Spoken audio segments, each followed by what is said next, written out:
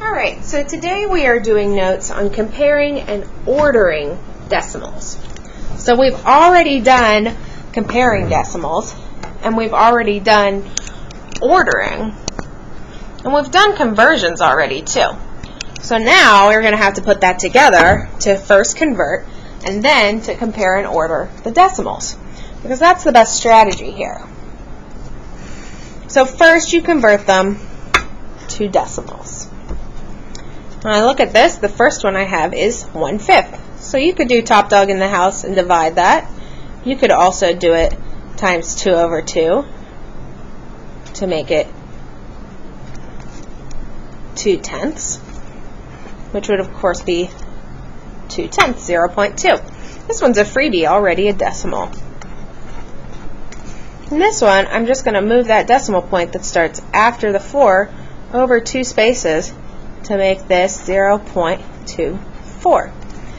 Now what I want to do is I want to put them on the number line. Okay, now there are a couple of different ways we can do this. First way I could do this is I could say, oh, this is at 0.2, that's 0.2, there's 1/5. And I could say that 24 hundredths would go in between 0.20 and 0.30. So this would be 0.24 or 24%, leaving this one to have to be my original decimal of 0.0205. The other thing I could do here, if I wasn't sure where these would go on the number line, is I could do our other trick that we've done in stacking them up and ordering them. So I could have 0.2, 0.0205, and 0.24. Again, adding those placeholders, the decimal, so that they all have the same number of digits. They're the same length.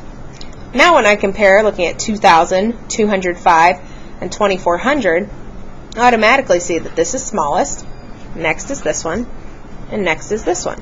And if I check my work here, that's exactly where I put them.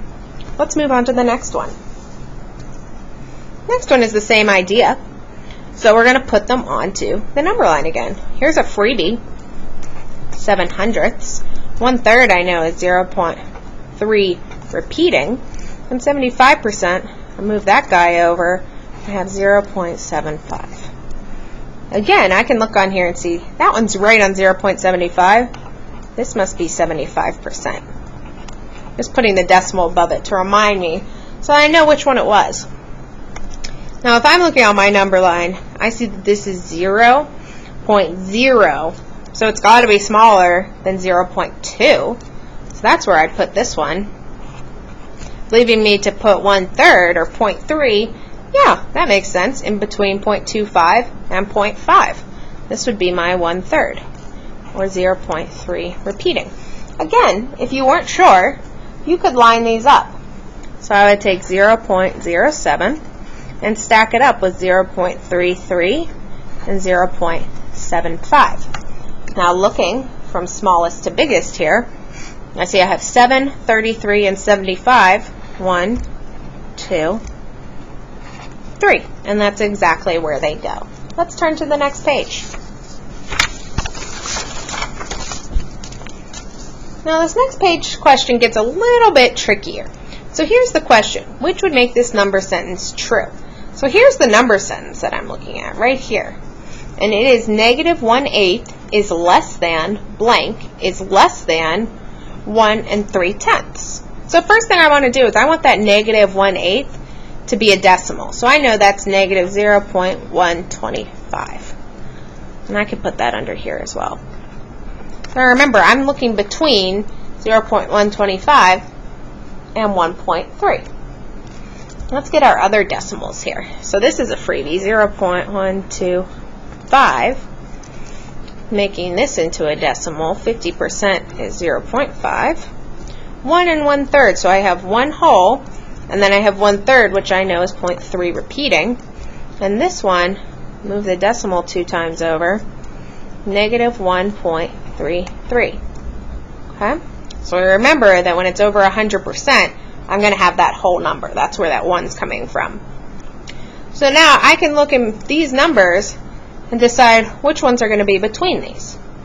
Okay? Something I might do is add some zeros, so this would actually be a 3 because it's repeating. So that everything is the same length. That makes it a little bit easier to look at sometimes. Okay, so everything has 3 numbers after the decimal. So I have negative 0.125. Oh, that's what I started with over here, so that's not going to work. That's the same thing. This would have to have an equal to line under it to make that true. Next I've got 1.33333. This goes on forever. 1.333, if I compare that, that is greater than 0.125, but it's also greater than 1.300. So that one's not going to work because it is greater. Okay, now I'm down to 2. Down to 2.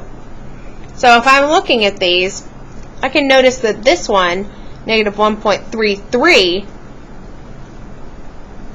is way smaller than this one.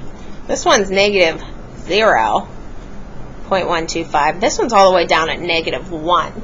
So remember when we were doing that vertical number line, if I have 0, negative 1's down here. The closer I get to 0, the bigger the numbers get. So having a number like negative 1.33 is going to be somewhere down here, while 0.125 negative is going to be up here. So that's how I know that this one's not going to work, leaving me with 50%. There's my answer. Another way to do this would be to stack up all 6 of these numbers to see which one goes in between. So let's go ahead and do that too. So if I were to stack up all 6 of these numbers, I'm going to put my positives first. So 0.5, 1.3, 1.333. Just going to go out to that third decimal place there. And then I have some negatives. Okay, I have some negatives. So I'm going to draw my line here to remind me that these are negatives down here. Negative 0.125. I have that one twice actually. And negative 1.333. Now if you notice, I actually made a mistake here. This one should be a 0. Okay, so now I fill in placeholders. And I could do smallest to biggest. So starting in the negatives, furthest away from 0 is my smallest number. So here's number 1. These two are the same, so I'm going to put them both as number 2. Actually, I could even cross one out.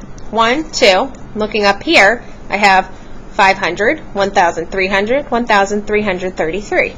So I easily have 3, 4, 5. So now I'm going to go back to my problem. I'm looking in between negative 0.125. So I'm looking in between this one, and I'm looking in between 1.30. This one. So if I look at that, I'm looking in between number 2 and number 4. If I'm counting, the number in between number 2 and number 4 is number 3. So there it is. That's the one that's in between them. Let's look at the next one. Same type of problem. So still, it's got a lot of work to it. It's a little bit tricky. So here's my freebie, 0.115. Making this into a decimal by moving over twice, 1.11. 1/3 again, 0.333, repeating. And oh, look at this one. Everyone gets tricked on this one. Just because that D's there, I'm going to write it again, just so you can really see what I'm doing here. So a lot of students would say, oh, that's already a decimal. So it's still just 0.25. But because it has this percentage sign, you have to move the decimal. Anytime you see that percentage sign, it's right here, it's right here, you have to move the decimal because it's a percentage. So I'm going to start where that decimal starts, and I have to move it 2 times over to the left. So I'd place another 0 in there. This becomes 0.0025. So a really small number there. Now I need 1/9. If you remember my 9s trick, 9s is the top number times 9. Okay? So 1 times 9 is 9, and it's in the hundreds place. So this is going to be 0.1. Okay, so I'm multiplying. This is my top number, and it is repeating. So my 9s trick is the top number repeating. And then I have 0.3. So again, I'm going to put this here. just so I can compare. Now I can go through these, or I can stack them the same way. So if I look at these, I should know automatically this still has 0 in the ones place, so I need to get rid of anything that's bigger than 1. So that gets rid of C right away. That's bigger than 1. It's not going to fit in between those two numbers. Next one I can probably get rid of. So this is 0.300. This is 0.333. That's too big. That's not going to fit. Down to 2. If I look here, I have 1,111. If I added another one, this one's only 25. That's much smaller. I'll get rid of that one, leaving me with C. Let's look at the next one. Okay, now we're looking at a different type of question. So now I'm looking for two numbers that have a value that is less than 1. Less than 1. So let's get some decimals. First thing I would do with this 5/4 is convert it to a mixed number. So when I think of this, my denominator is what I'm looking at. So I have 4 4s, and then I have one more 4. That would give me my 5/4. So I broke it down into a 4 4, which is a 1, and 1/4, which I know is my mixed number. Now I can make that easily into a decimal because I know it's 1.25. 150%, percent sign again, I have to move the decimal. 1.50. Oh, a freebie. Negative 0.23. Uh-oh, this is another one. Remember, that percent sign means I have to move the decimal. So here we go, moving it 2 times. There's a 0.0365. I'm looking for numbers that are less than 1. So I can get rid of the ones that are bigger than 1 right away. This one's not going to work. And that one's not going to work. Because those two are greater than 1, leaving me with one answer. 2 answers. 2 numbers that are less than 1. Let's move on to the next page. So here's another one. Now this question got a little cut off over here, so I'm going to bring this 3 up because we're looking for a value that is less than 3. So 2 numbers that have a value less than 3. I'm going to highlight that to remind myself.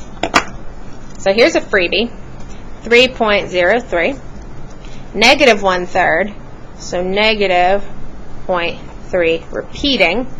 Here's another big one here, 11/3.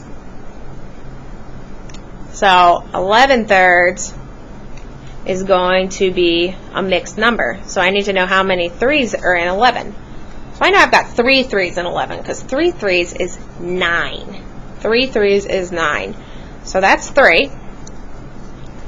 And then I'm left with 9, 10, 11, 2/3. So this would be 3.6 repeating. 3.6 repeating. Okay, the last one, 245%, I have to move over my decimal. This is 2.45. So 2 numbers less than 3, there they are. 3.03 is bigger, and 3 and 6 repeating is going to be bigger as well. Let's move on. Number 7. Number 7 says to shade 3 numbers that would fit on my number line. So here's my number line. It's going from negative 1 all the way to 1. So first I'm going to convert to decimals. Here's a percentage. Move that over 2 times, 0.54. Another percentage, moving it over, I've got 1.75. 5/3. It's another one that I should put into a mixed number first. So this mixed number, if I've got 3/3, there's my 1, and then I have 2/3. That would give me my 5/3 if I added those together.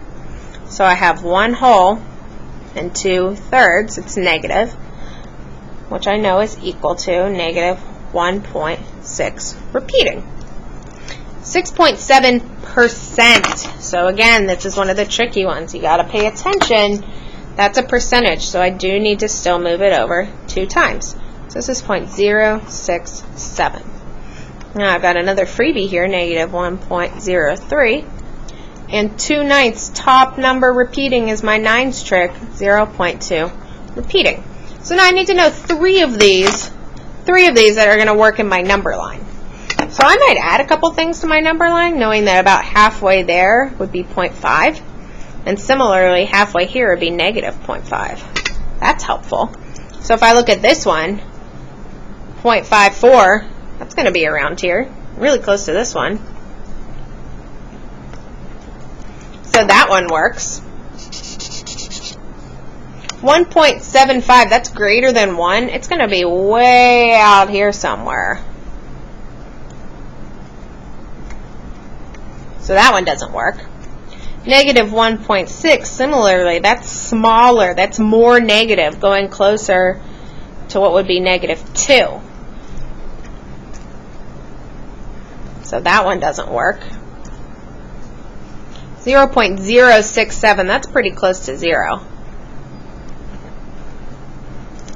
So there's another one that works for me. Negative 1.03, a little bit past that negative 1. But still past it, so it doesn't work, leaving me with 2/9, 0.2, getting somewhere in here.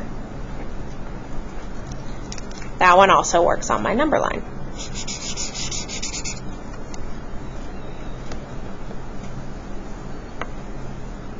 Let's look at the next one. The next one is the same idea here, shading 3 numbers that would fit on this number line, this time going from negative 2 to 2. So on this one, putting stuff in between, I would have 1 and negative 1. To start, that might be helpful. A percentage, you need to move this over twice, negative 2.56. 7/4, so I have 4/4, and I know 4 plus 3 is 7. So I have 1 and 3/4 negative, 1 whole, and 3/4 is 75. There we go.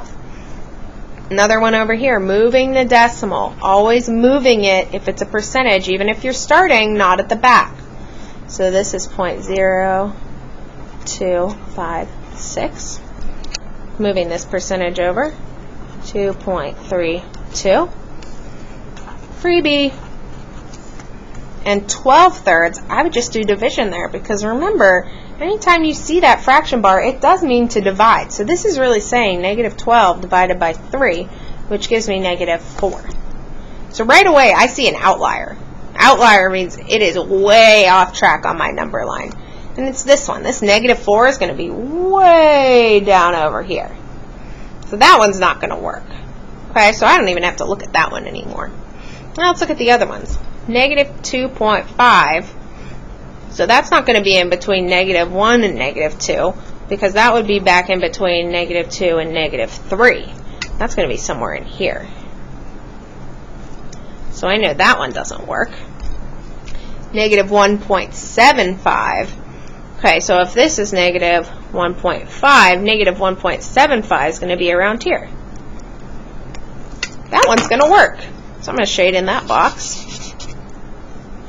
0.0256. That's really close to 0. That one works. 2.32. Well, that's going to be after 2. It'll be somewhere over here. It's greater than 2, so it won't work. 0.04. Let me close to that 0.02. So that one works as well. There are 3 that would fit on my number line. All right, you've been hanging in with me. This is a long note. So we've had 2 more problems. Let's turn on to the back. 2 more. Okay. So we need to order these. And this one says order greatest to least. So remember when I said that was the biggest mistake that students make? I believe I said that in our last notes. Biggest mistake here is they do them in the wrong order. So really important to read that. I'm going to make it very, very appealing there. Really show off that that's important so I remember when I'm ordering. So here's a freebie. We're getting everything to decimals once again. 3 1/8, so 3 1/8 I know as 125 thousandths. It's a percentage here. That stays negative. And here's my nines trick again. Top number repeating. This is 0.2 repeating. Okay, now I need to do from biggest to smallest. So my positives first, right? I might put a line here saying I'm going to talk about positives first. 3.25, 3.12. You can look at 250 and 125. I know this one's first. And this one would be next. Now looking at negatives, this is where we get tricky. I want to know which one is closer to 0 because that's the smaller number and that's going to go in this last box. So if I have negative 0.22 and negative 0.25, my smaller number is going to be this negative 0.25.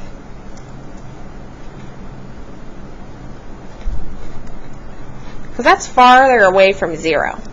I'm thinking 0 is in between my positives and negatives. The one that's closer to 0, that one's greater. There they are. Okay, last one's right here. The last one I'm switching back to least to greatest. So again, I'm going to give that a lot of attention here. So I make sure that I remember that I'm now going back least to greatest instead of greatest to least.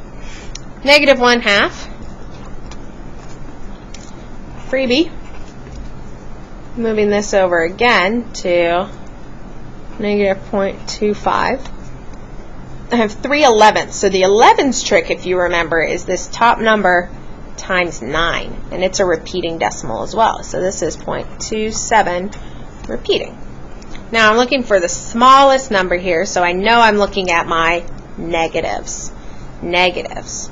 Okay, the one that's further away from 0 is smaller. Okay, so I need negatives first. This negative 1/2 is going to be further away from 0 than this negative 25%. So here's my negative 1/2. Then I have negative 25%. So if that was confusing, remember this is my 0. Okay. I would have my negative 1 way down here. In between that should be my negative 0.5 and my negative 0.25. We see how that works? Closer to 0 is bigger. It's confusing with negatives. So now looking at my last two, I had a 0 there to make them the same length. I know, again, going smallest to biggest, that 20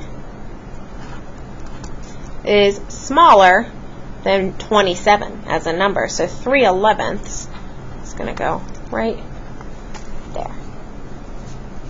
So this is the comparing and ordering notes. Please watch it again and pause it if you need to.